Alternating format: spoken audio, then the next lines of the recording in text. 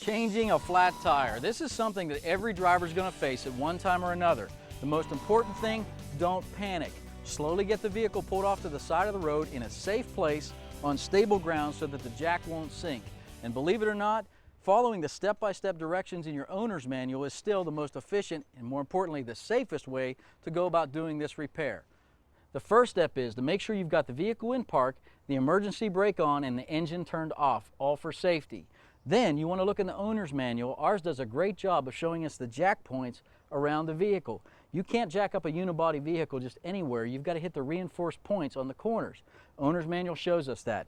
We've located ours right down here. It's a heavy piece of steel, reinforced. We slide the jack under and snug it up. But before we jack up the vehicle, we want to go ahead and loosen the lug nuts on the flat tire. Following the directions in our owner's manual, we take the hardware that was in the tire change kit in the trunk, insert it into the jack. We now create a handle out of the lug wrench, and we go ahead and raise the vehicle. Make sure you get the vehicle far enough off the ground that your new fully inflated tire will clear. I'm watching the jack. We're on stable ground here. If you're doing this in gravel or in dirt, be sure that your jack is not sinking. That can be very unsafe. I'm going to go ahead and remove the lug nuts. And I like to work from the top down. Some people can sit down on the ground and your legs end up under the vehicle as you change the tire, which I really don't like when you're roadside. Once you get the lug nuts off, you're now in good position without hurting your back to lift this wheel off and go ahead and roll it back to the trunk.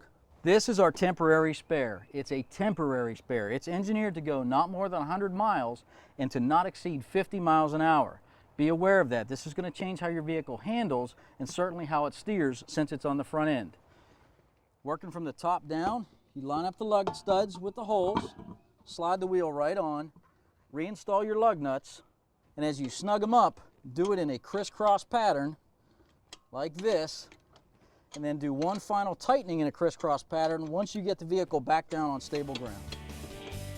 Well, the temporary spare's on, the lug nuts are tight, and we're headed to the nearest tire shop. The sooner we get that original tire and wheel back on, the safer we'll be as we travel down the road.